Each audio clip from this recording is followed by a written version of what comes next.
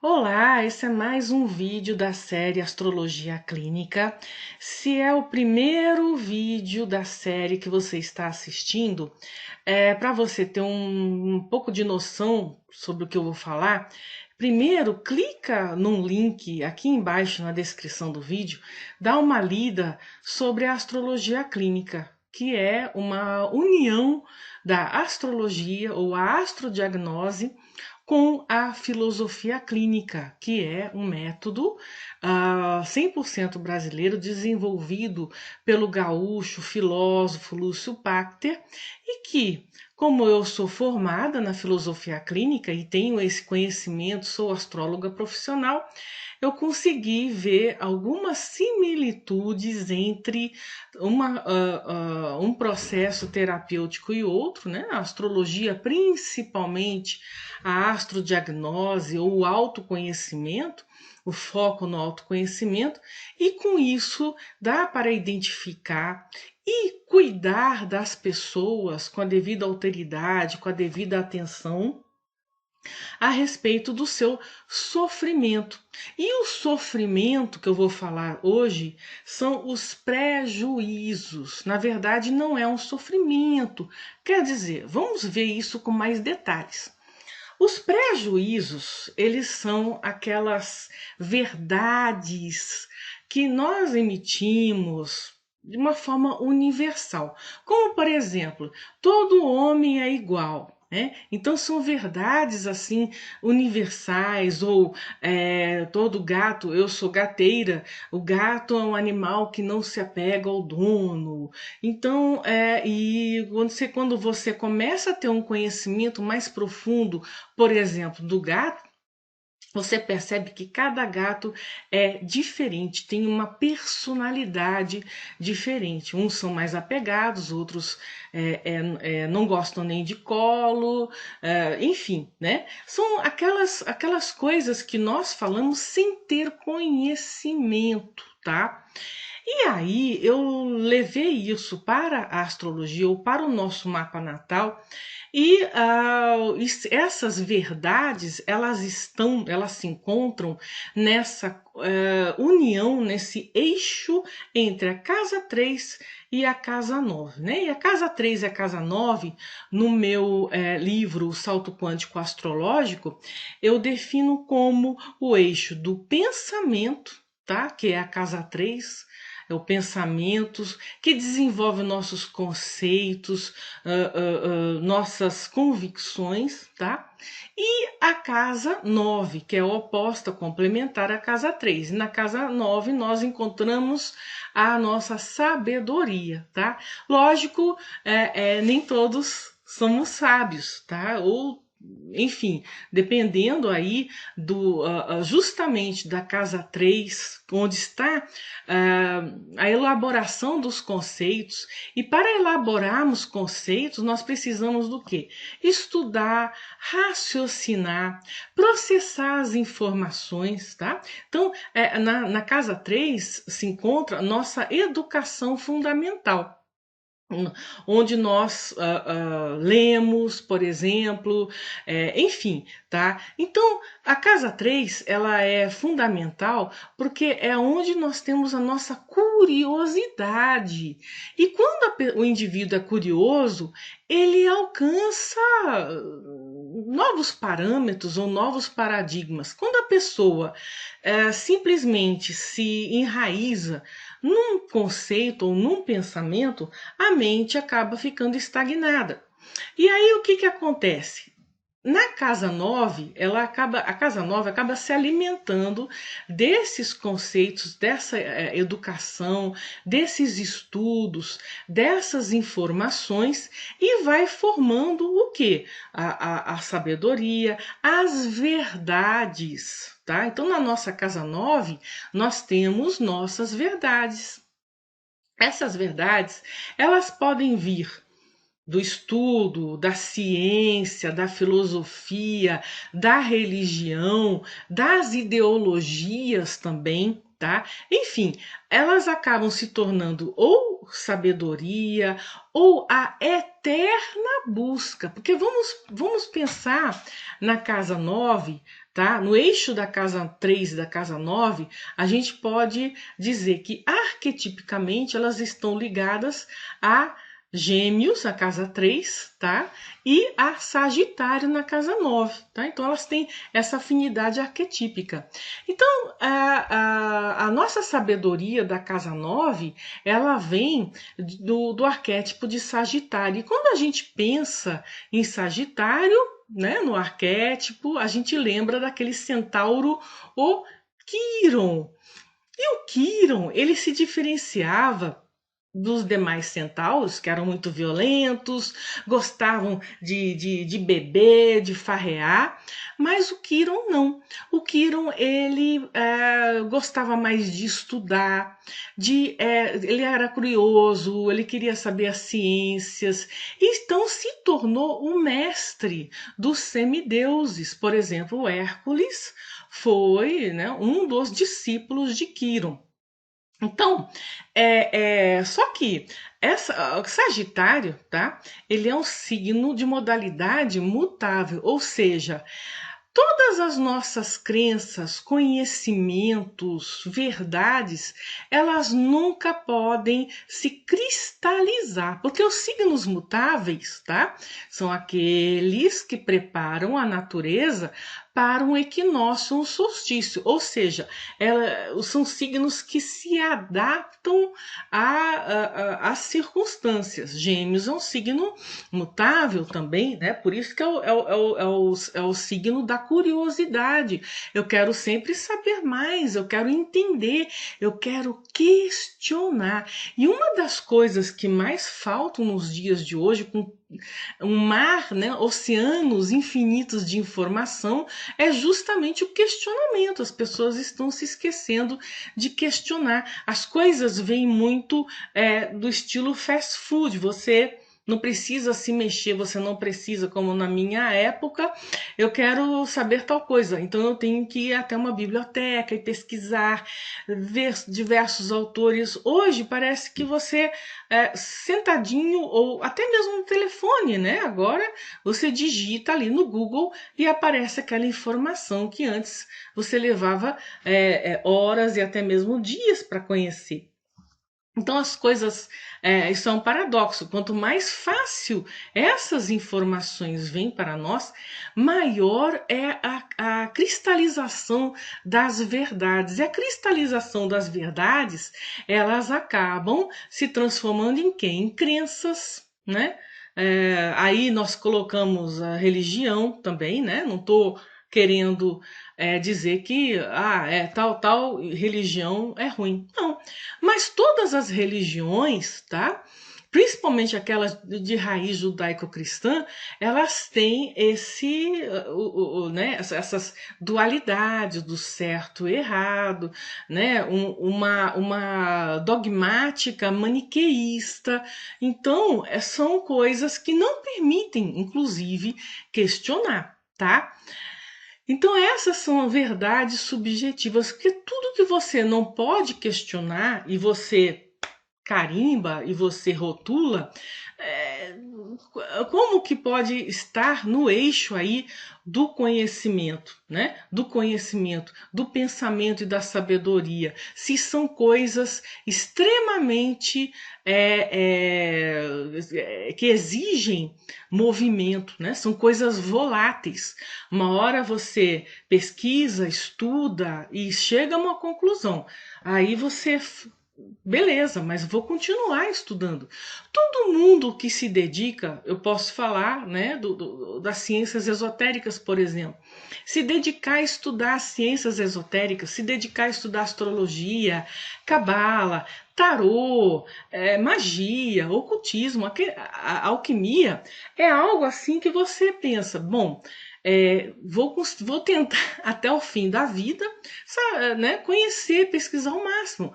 Mas isso, em uma vida só, você não consegue chegar até todo o conhecimento. Então, cuidado, né? Outras pessoas que são adoram um prejuízo, né? Que são aquelas pessoas que falam, não, eu sei tudo sobre isso, eu sei tudo sobre isso. Geralmente são pessoas muito arrogantes, muito se acham, né? Como se diz, né? E aí, por exemplo, meu mecânico, né, que cuida do meu carro, eu não entendo nada, né?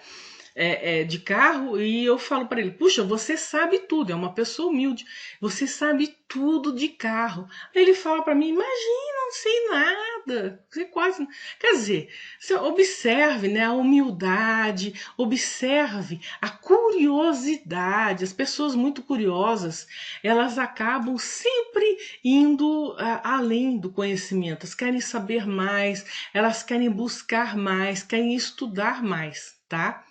Então, o mais importante para nós não nos. Porque, veja bem, no final das contas, os prejuízos, querendo ou não, eles acabam trazendo para você um problema social muito grande, né? Você começa a dizer, tal pessoa, tal tipo de pessoa é assim, né? Mulher é muito sensível, essas, né? Essas coisas assim, você começa a repetir coisas que não fazem muito sentido se você parar para pensar, para refletir. Então, uma das coisas mais importantes para você não ter um problema social, não ter um problema no seu, né, com as pessoas com quem você interage, é justamente sempre levar em conta a consciência, a reflexão, questionar.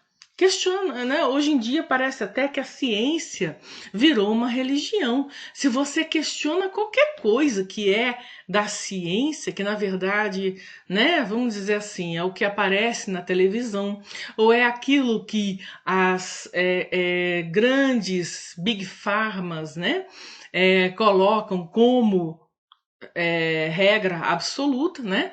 Então, se você questiona, não, peraí, parece até que, nossa, você virou um herege. Então, os julgamentos, né, a heresia de hoje, em pleno século XXI, parece até a Inquisição ali do século XV, XVI, parece até que não se pode mais, tem que se. Nós estamos sob o domínio do Ministério da Verdade do George Orwell. Não podemos questionar, temos que acreditar, engolir todas as verdades que chegam até nós, certo?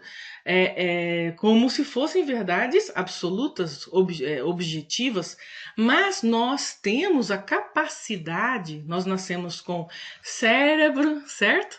Nós nascemos com intuição, nós nascemos com a casa 3, nós temos nosso Mercúrio, nós temos na nossa casa 9, então nós temos condições de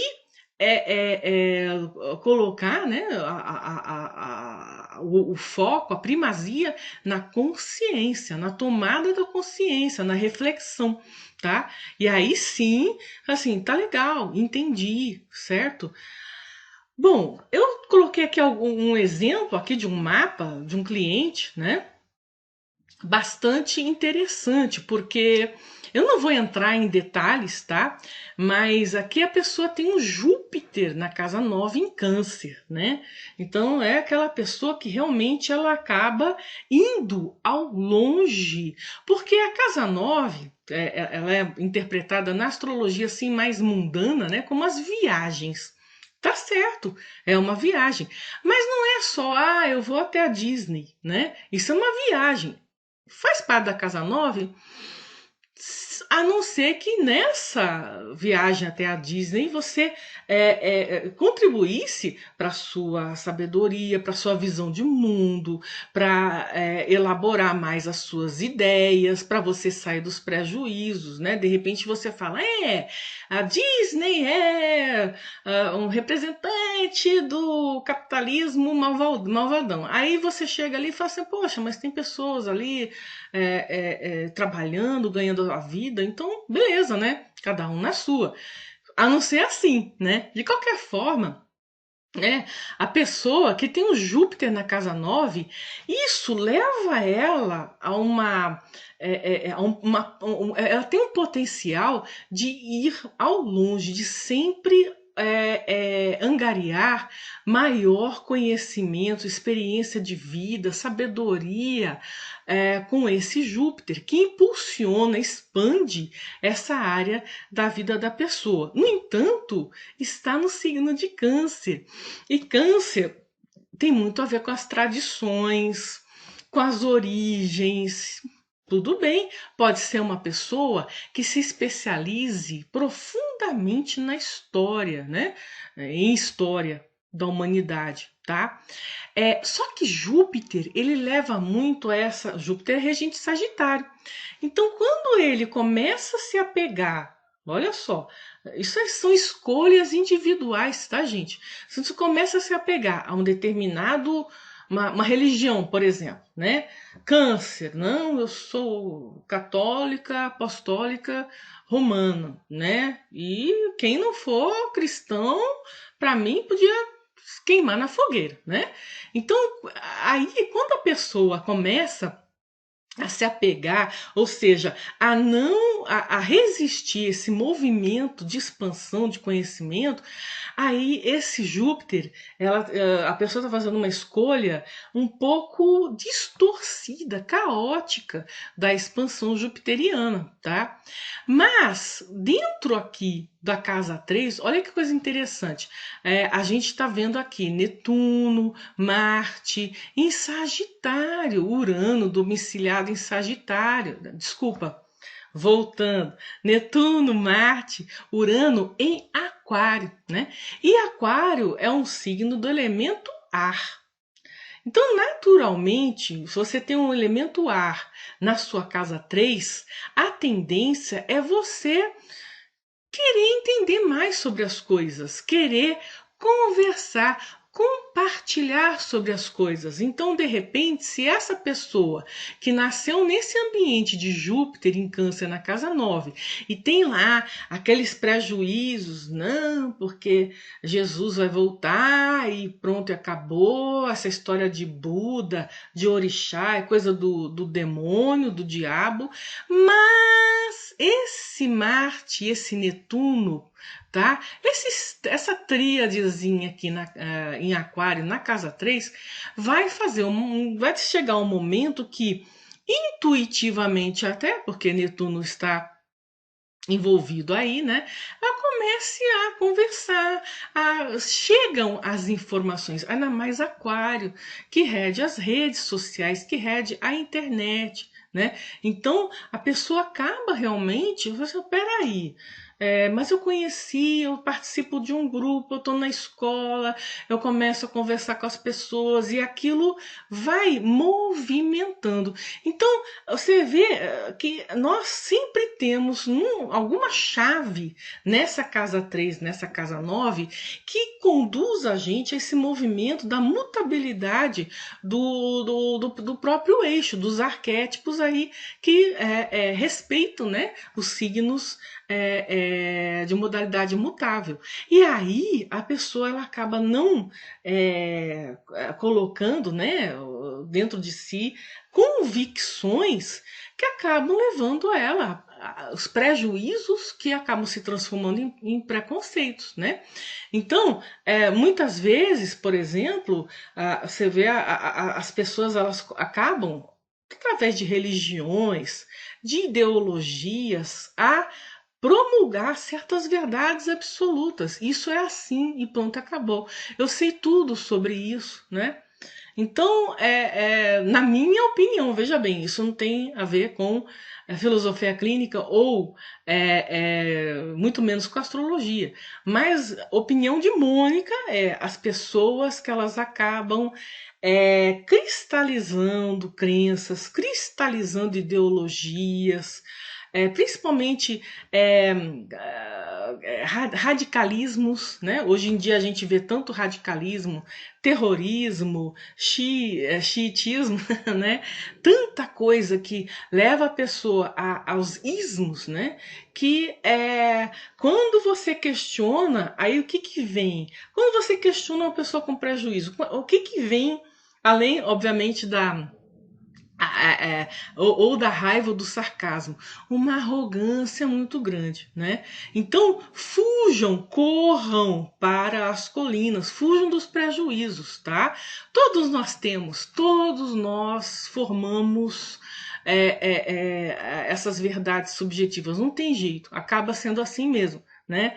Mas quando você reconhece isso, antes disso virar um sofrimento, comece a olhar para sua casa 3, sua casa 9, né? Faça esse processo de autoconhecimento, de terapia, né? A astrologia clínica, principalmente, que tem esse olhar da astrologia e da filosofia clínica, né?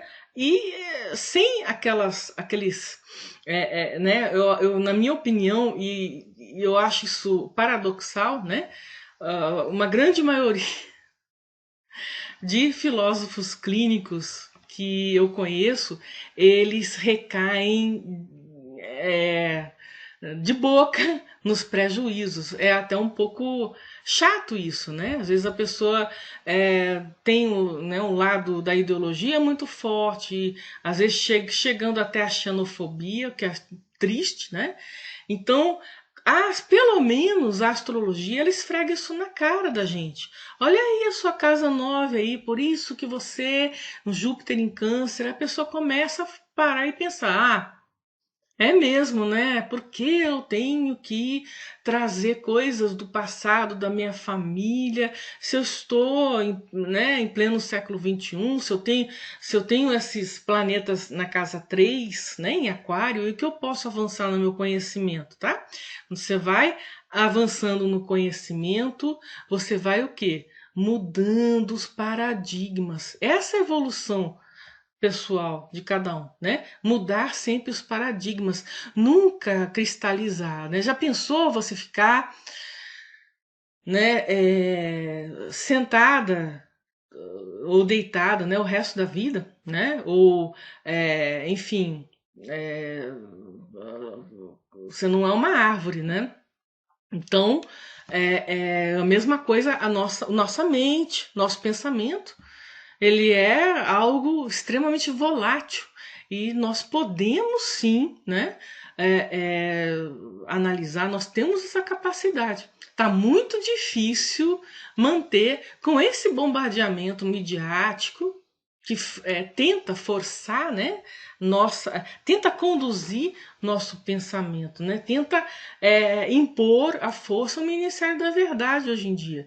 Mas no silêncio da sua reflexão, né? Eu penso sempre assim, a casa 9, a casa 9 são as viagens. Sim, mas existe uma viagem importantíssima que poucas pessoas fazem, que é para dentro de si mesmo, né? Viajar para nossos valores, para nossas crenças e pensamentos e passados e conteúdos que às vezes a gente até mesmo esquece de fazer essa reflexão, de fazer essa viagem para dentro, né? Não adianta nada, né? Eu tinha um colega de trabalho há muito tempo atrás, né? Quando eu ainda trabalhava no sistema aí, que falava assim: Mônica, fui para a Alemanha, vi lá uma placa, um monte de placa escrito Strabe, com um B meio estranho, parecendo uma letra grega, né? Eu falei, ó, não é Strabe, é Strasse. Esse B, que é justamente, né, o set, né, que equivale a 2 S's. E Strasse é rua, né? Então, às vezes, viajar, né, não expande exatamente a consciência. Às vezes a viagem para dentro de si que traz essa expansão enorme aí da nossa consciência, tá? E isso é uma coisa que é importante, cada vez menos valorizado. Tá bom? Espero que vocês tenham gostado. Deixe seus comentários, inscrevam no canal, tá? Tendo alguma pergunta, não se reprima. E eu deixo aqui meu abraço leonino para todos vocês.